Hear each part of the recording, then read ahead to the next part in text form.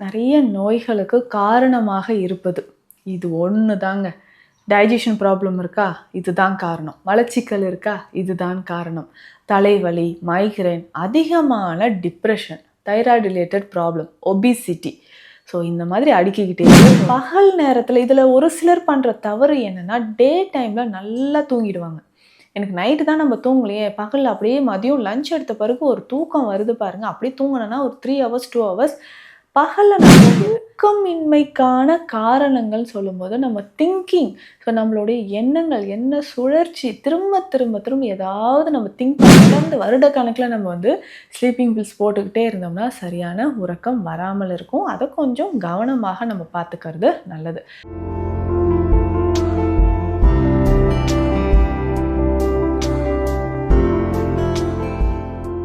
வணக்கம், நான் doctor Nithya, Siddha physician. நம்ம clinic Deekshalayam Siddha health care, Adambakkam, Chennai. நிறைய நோய்களுக்கு காரணமாக இருப்பது இது ஒன்று தாங்க. டைஜஷன் ப்ராப்ளம் இருக்கா, இதுதான் காரணம். மலச்சிக்கல் இருக்கா, இதுதான் காரணம்.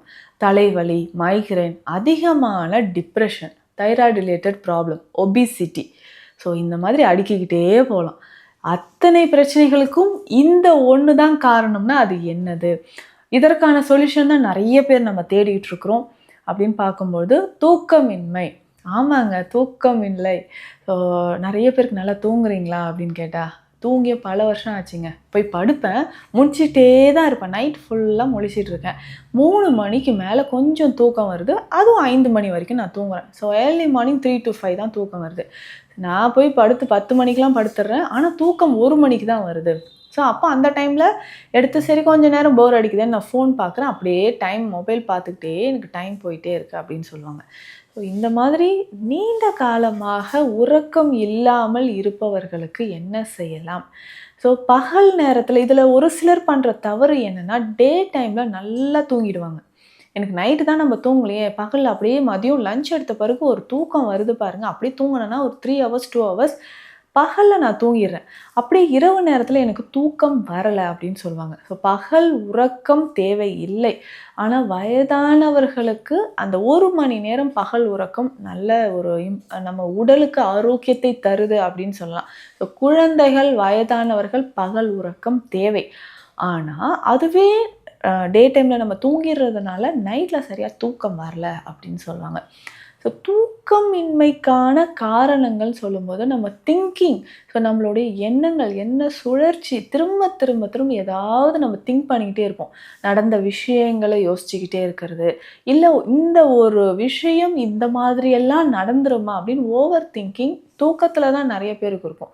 ஸ்பெஷலி லேடிஸ் பெரும்பாலும் சொல்கிற விஷயம், மெனோபாஸ் டைமில் ஒரு 45லேருந்து 55 வயதிற்குள் இருக்கக்கூடிய பெண்கள் அதிகமாக சொல்கிற ஒரு விஷயம் என்னென்னா திங்கிங். ஸோ இதனால் என்ன ஆகும், வீட்டில் இருக்கவங்க கிட்டலாம் நான் ரொம்ப சண்டை போட்டுக்கிட்டே இருக்கேன், மூட் ஸ்விங் இருக்குது, எதுலேயும் என்னால் கான்சன்ட்ரேட் பண்ண முடியல, ஆஃபீஸ் போனால் என்னால் இந்த ஒர்க்கை செஞ்சு முடிக்க முடியல, தலைபாரம் இருந்துக்கிட்டே இருக்குது, தலைவலி இருந்துக்கிட்டே இருக்குது. ஸோ இன்டைஜஷன் சொல்லுவாங்க, நெஞ்சில் ஒரு எரிச்சல் இருந்து இருந்து எனக்கு ஒரு மாதிரி எரிச்சல் வருதுங்க. Gastritis, ulcerative colitis, IPS, irritable Powell syndrome, இந்த பிரச்சனைகளுக்கு எல்லாமே பேசிக் ரீசன் அப்படின்னு பார்த்தோம்னா தூக்கமின்மை தான். இந்த தூக்கம் நன்றாக வருவதற்கு என்ன செய்யலாம்? ஸோ பல வருஷமாக ஸ்லீப்பிங் பில்ஸ் போட்டுக்கிட்டே இருக்கீங்கன்னா அதை கொஞ்சம் நம்ம அவாய்ட் பண்ணுறது பெட்டராக இருக்கும். ஸோ ஸ்டார்டிங்கில் ஏதோ ஒரு ஹெல்த் கண்டிஷனில் ஒரு 1 மந்த் ஃபாலோ பண்ணேன், அதுக்கப்புறம் நான் நார்மலாக தூங்க ஆரம்பிச்சேன் அப்படின்னா இது ஓகே. தொடர்ந்து வருடக்கணக்கில் நம்ம ஸ்லீப்பிங் பில்ஸ் போட்டுக்கிட்டே இருந்தோம்னா சரியான உறக்கம் வராமல் இருக்கும். அதை கொஞ்சம் கவனமாக நம்ம பார்த்துக்கிறது நல்லது. உணவு முறையில் நம்ம எதெல்லாம் ஃபாலோ பண்ணணும்? இரவு உணவு அப்படின்னு சொல்கிறது ஒரு 8 மணிக்குள்ளார நம்ம சாப்பிட்டு முடிச்சிடணும். நைட்டு டின்னர் ஒரு 8 o'clock நம்ம கம்ப்ளீட் பண்ணிட்டோம்னா ரொம்ப ரொம்ப பெஸ்ட்டு அப்படின்னு சொல்லலாம். ஸோ நைட்டு தூக்கம் 8 மணிக்குள்ளே நம்ம முடிச்சிடணுங்க. அதுக்கப்புறம் கொஞ்சம் பால் குடிக்கிறது நல்லது. ஸோ பாலில் மைல்டாக நம்ம மஞ்சள் பொடியோ, பனங்கற்கண்டு, இல்லைன்னா சுக்கு பொடி ஒரு 2 பிஞ்ச் போட்டு நம்ம குடிக்கலாம்.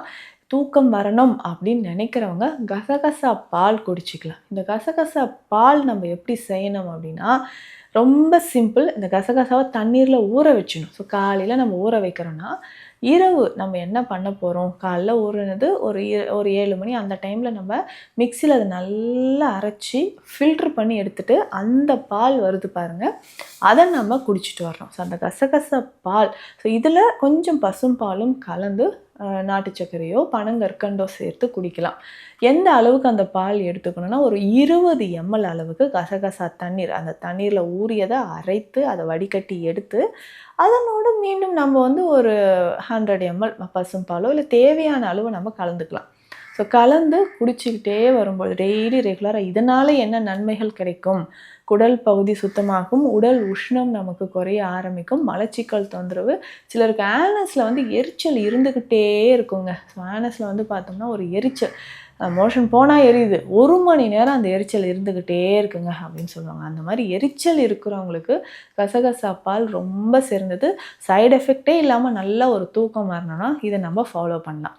அடுத்து முக்கியமாக ஒரு ரகசிய முறை, வெற்றிலை ரகசியம், தூக்கம் வருவதற்கான வெற்றிலை ரகசியம். நம்ம இதை எப்படி ஃபாலோ பண்ணணுன்றதை நான் சொல்கிறேன். ஸோ முன்னாடியெல்லாம் பார்த்தோன்னா இந்த தாம்பூலம் போடுறது வழக்கத்தில் இருக்கும். ஸோ வெற்றிலை, பாக்கு, சுண்ணாம்பு காலையில் போடுவாங்க, மதிய நேரத்தில் நல்லா சாப்பிட்டோம்னா போடுவாங்க, இரவு எல்லாம் நம்ம சாப்பிட்டு முடிச்சுட்டு வீட்டில் இருக்கவங்க எல்லாம் உட்காந்துட்டு பேசிக்கிட்டே வெற்றிலை பாக்கு போடுறது நம்ம வழக்கத்தில் இருக்கும். ஸோ இதெல்லாம் நம்ம மறந்துட்டு வர வர என்ன ஆகுதுன்னா நோய்களும் அதிகமாகுது. இரவு நம்ம வந்து வெற்றிலை பாக்கு சுண்ணாம்பு வைத்து போடும்பொழுது, சுண்ணாம்பு வந்து இரவு நேரத்தில் கொஞ்சம் குறைவாக வைக்க வேண்டும். ஸோ மதிய நேரத்தில் வெற்றிலையில் சுண்ணாம்பு கொஞ்சம் அதிகமாக வைக்கும்போது ஜீரணம் நமக்கு நல்லாயிருக்கும். அப்போ இரவு நேரத்தில் நம்ம வெற்றிலையை எப்படி பயன்படுத்தலாம், 2 வெற்றிலை தேவைப்படுது. ஸோ இந்த 2 வெற்றிலைக்குள்ளே நம்ம வைக்க வேண்டிய மூலிகைகள் என்னென்ன. ஸோ கொட்டைப்பாக்கு நம்ம எடுத்துக்கணும். ஸோ ஒரு கொட்டைப்பாக்கு வந்து ரவுண்டாக இப்போ சீவல் மாதிரி கொடுப்பாங்க இல்லைங்களா, அது சீவலாக இருந்துச்சுன்னா கொஞ்சம் ஒரு பிஞ்ச் அளவு எடுத்துக்கலாம். இல்லை கொட்டைப்பாக்கு ரவுண்டாக இருக்குது அப்படின்னு சொன்னோன்னா அது வந்து ஒரே ஒரு பீஸ் வந்து நம்ம எடுத்து வச்சுக்கலாம். ஸோ இதனோட ஒரு பவுடர் வைக்கணும். ஸோ இந்த பவுடரில் என்னென்ன மூலிகைகள் இருக்குதுன்னு நான் சொல்கிறேன். இதில் கிராம்பு வந்து ஒரு 50 கிராம் எடுத்துக்கணும். ஏலக்காய் 50 கிராம் நம்ம எடுத்து வச்சுக்கணும். ஸோ இந்த கிராம்பு ஏலக்காய் ரெண்டுமே நமக்கு உறக்கத்தை தரக்கூடியது. இதில் வந்து பார்த்தோம்னா கசகசாவும் ஒரு 50 கிராம் நம்ம எடுத்து வச்சுக்கணும். இந்த 3 மூலிகையும் நம்ம என்ன பண்ண போகிறோம்னா லேசாக வறுத்துடணும். ஸோ ட்ரை ஃப்ரை பண்ணிவிட்டு பவுடர் பண்ணி எடுத்து வச்சிடணும். ஸோ 2 வெற்றிலை எடுக்க போகிறோம், ஒரு சின்ன பீஸ் கொட்டைப்பாக்கு அதுக்குள்ளே வச்சுட்டு இந்த பொடி ஒரு 1/2 ஸ்பூன் அளவு இதுக்குள்ளே வச்சிடணும். கொஞ்சம் ஒரு 2-3 துளிகள் தேன் அதில் விட்டுறணும். ஸோ நீங்கள் சுகர் பேஷண்ட்ஸாக இருந்தால் தேன் வேண்டாம், மற்ற மூலிகைகள் ஓகே. ஸோ இதை நல்லா மடித்து வாயில் வச்சுட்டு நம்ம சவைச்சிக்கிட்டே வரணும். ஸோ சவைச்சிட்டு இரவு நேரத்தில் நம்ம ஒரு தூங்குவதற்கு ஒரு 1/2 மணி நேரம் முன்னாடி இதை நம்ம ரெகுலராக எடுத்துகிட்டு வரலாம். ஸோ இதனால் என்ன பெனிஃபிட்னா, நமக்கு உடலில் உஷ்ணம் தனிய ஆரம்பிக்கும், இரவு தூக்கம் நல்லா வரும், மலச்சிக்கல் தொந்தரவு நமக்கு இல்லாமல் இருக்கும். ஸோ ரெகுலராக இதை பயன்படுத்தி பாருங்கள். ஸோ தூக்கத்திற்கான மாத்திரைகள் நீங்கள் பல வருஷமாக யூஸ் பண்ணிகிட்டு இருந்தாலும் அதை கொஞ்சம் கொஞ்சமாக நம்ம விட ஆரம்பிச்சிடலாம். ஸோ சைடு எஃபெக்ட்ஸ் இல்லாமல் உறக்கம், ஆழ்ந்த உறக்கம் அப்படின்றது ஒரு வரப்பிரசாதம். அதிகமாக தூங்கினாலும் நமக்கு பிரச்சனை தான், நேரம் கடந்து பகல் நேரத்தில் தூங்கினாலும் நமக்கு பிரச்சனை தான். இரவு நேரத்தில் ஒரு ஆழ்ந்த உறக்கம் வந்து நம்ம ஆரோக்கியமாக வாழ்வதற்கு எளிமையான வழிமுறைகளை இந்த பதிவில் பார்த்தோம். உங்களுக்கு ஏதாவது சித்த மருத்துவம் தொடர்பான மருத்துவ ஆலோசனைகள் தேவைப்பட்டால் ஸ்க்ரீனில் இருக்கிற நம்பருக்கு காண்டாக்ட் பண்ணுங்கள். நன்றி.